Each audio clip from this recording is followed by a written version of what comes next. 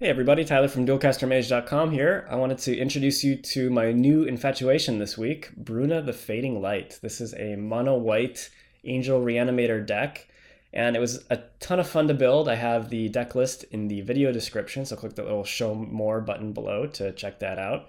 And I'm going to be bringing you a few more videos with this deck in action because I just really love playing it so much. I wanted to showcase her a little bit more. And my opponent is running Maelstrom Wanderer, one of the premier ramp decks in the format. It's 3 colors, so they get access to pretty much all the best ramp spells and payoffs and extra turn nonsense. So this is a really epic back and forth match, so I hope you enjoy it, and let's get to it.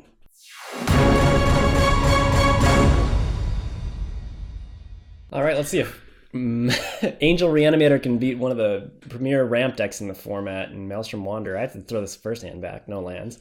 Second hand, I have 1 land, but a bunch of expensive angels and no guarantee I'm going to draw more lands. So I have to mulligan that as well. This hand, though, my five card hand looks pretty good. I have Gift of Estates, which lets me search for 3 planes if I have fewer than my opponent, and decide to scry another planes to the bottom because I have Gift of Estates in my hand, but I draw Pearl Medallion on my turn 2, which is an artifact that makes my white spells 1 cheaper. And on his turn 2, he plays Jace, Vryn's Prodigy, a pretty dangerous card there from Origins. And on my turn 3, I draw another land, and I decided to keep playing lands because I figure with his deck being so ramp focused, he's going to pull ahead of me at lands at some point. And sure enough, he plays a Sakura Tribe Elder. So I just continue to play lands myself, and I play this Angel of Sanctions for just 4 mana because of the Pearl Medallion. And when this enters the battlefield, I get to exile one of his non-land permanents, so I get that Jace out of there. Sure enough, he sacks the Sakura Tribe Elder at the end of my turn to get an island and then another breeding pool with his fetch land. So on his turn 4, he plays Sylvan Library and passes. I draw a Lion's Eye Diamond, but not really useful yet. Play the Gift of Estates to get the 3 planes, and then I play another planes and pass the turn. At the end of my turn, then he goes Wipe Away to smoke that Angel of Sanctions back to my hand and get his Jace back. And it's kind of problematic because he has enough cards in his graveyard to flip Jace at this point. Plus, he has that Temporal Mastery sitting in there from before. Then he goes Annex, kind of a brutal card. Takes one of my lands for himself. I try to tap it in response, but I mistake which land he was targeting.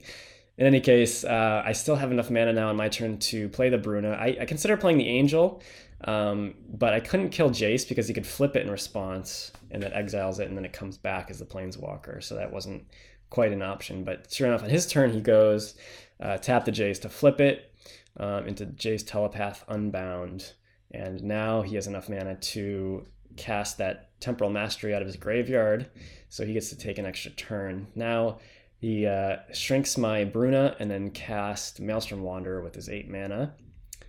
Even has, well, nope, he doesn't have 9 mana. But he gets a Thrag Tusk with his first Cascade, which is kind of annoying, but 5/3 is not too bad against my Bruna. But then in the second card he gets off Maelstrom Wanderer's Titania, Protector of Argoth, which is a lot scarier because now I'm under a much more pressure on my life total. So Titania brings back a fetch land. He cracks that immediately to get a 5/3 hasty elemental and attacks me with a ton of power out of nowhere. So I block Titania and kill it, but I go to 2 life, so I'm really on the ropes here.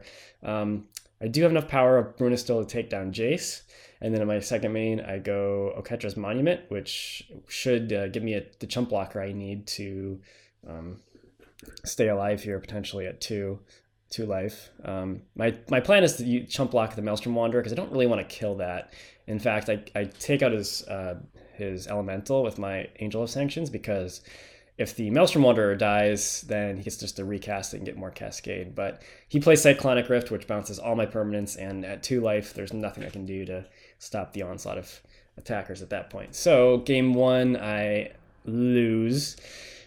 Even though I thought I had a chance there with even mulling to 5 on the play. But game 2, my first hand looks fine. I have 2 lands and a Bazaar of Baghdad, which is technically a land, but in name. only, but I cycle a Winged Shepherd on my turn, and then I draw land tax, which is kind of nice.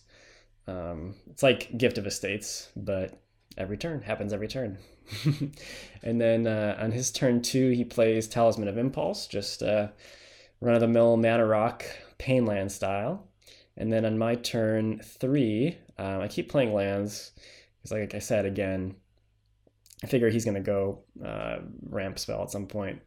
But he does play a ramp spell in a sense. He plays Annex again to take my planes. So now my land tax is active, but I'm really behind on mana because I chose to play that Bazaar of Baghdad last turn and discard some of those excess angels I had. But I really want to get this False Defeat cast so I can reanimate one of my angels. But I'm just so behind on mana that it's like looking like it's going to take forever.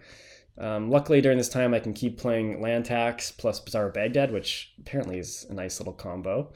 And then I go Grasp of Fate. And here I take his Talisman of Impulse, but I was blanking and I should have taken the Annex. I didn't think about that. Next turn, he goes Temporal Mastery to take an extra turn. Attacks me down to 10 with Thragtusk. Plays Izzet Signet. And then plays Inferno Titan. So I'm under a ton of pressure. If I don't do something, I'm dead next turn. And here I thought I was going to be able to reanimate one of my angels like super early on this game. I'm just so far behind. But I figured my best plan of action now is just to play the Knight of the White Orchid, and then I still have enough mana to play Teferi's Protection, which basically just completely protects me from anything bad that could happen until my next turn. So I do that. I could have reanimated the Iona that turn, but Inferno Titan would have attacked into it, so I decided not to do that. His turn, he just plays Chromatic Lantern and then sacks Mindstone for a card. He doesn't play the Maelstrom Wanderer, which I think he's probably worried that I might have a Wrath of God type effect in my hand. So once again, land tax plus Bazaar lets me draw a bunch of cards.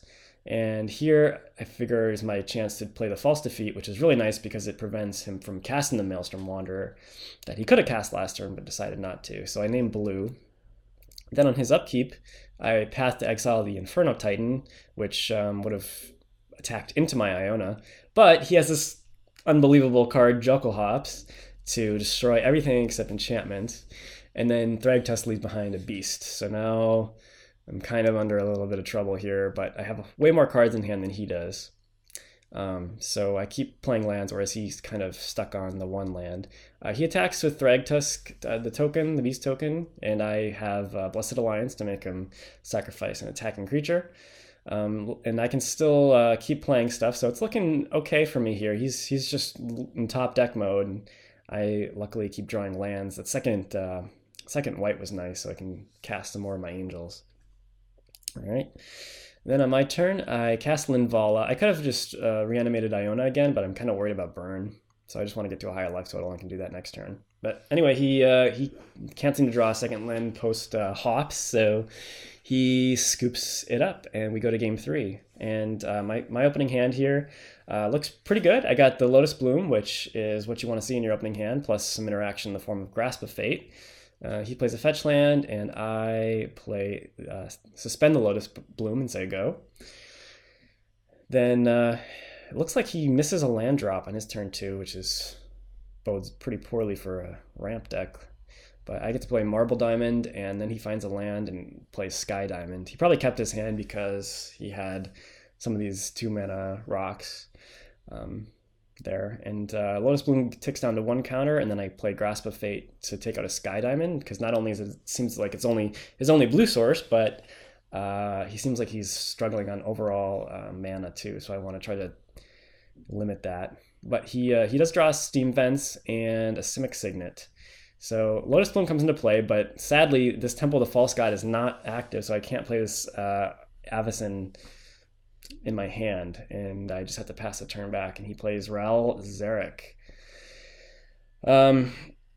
which is somewhat of a ramp spell. It's not super crushing to me on this board right now. I basically just want to get my 5th land so I can cast Temple, and I do find it after cycling Winged Shepherd, which is nice. And then Avacyn comes down off the Lotus Bloom and makes all my permanents indestructible, which is really nice. All right, what do we got here from my opponent? tapping my Avacyn, untapping his Steam Vents, and plays Inferno Titan, which we saw last game. Somewhat worrisome, but as long as I have this Avacyn, I'm not too worried. I can attack Rael'Zeric to finish him off so he can't ultimate, and then since Avacyn has Vigilance, she can block the Inferno Titan. And I have just enough mana to cast Bruna, my commander, and get Winged Shepherd back, which is really nice. It's kind of why I play these Winged Shepherd style effects here in this deck. He attacks with Inferno Titan, and which is kind of suspicious. I block. I assume he has some sort of sweeper here by attacking with the Inferno Titan in the first place, and sure enough, he has all his dust to make us both sack all colored permanents. But I have Defy Death, which is a reanimation spell that puts 2 counters on whatever you get back if it's an angel. So now I have Avacyn back as a 10/10, flying indestructible. Everything is indestructible. The best you can do to rebut that is a Thrag Tusk, but I'm able to crack in for 10, and then I have a Wasteland, which is a great draw because he was just about to play Maelstrom Wanderer next turn. I can recast Bruna, get back the Winged Shepherd again, and then cast the Wasteland, targeting one of his dual lands, and now he has no way of casting Maelstrom Wanderer, which would have been probably his only out at that point, and I had so many power flying angels on my side of the board. So we emerge victorious with Bruna Angel Reanimator 2-1 over Maelstrom Wanderer. Thanks for watching, amigos. Let me know in the comments what you thought of the match, and be sure to subscribe to the channel if you like what you see.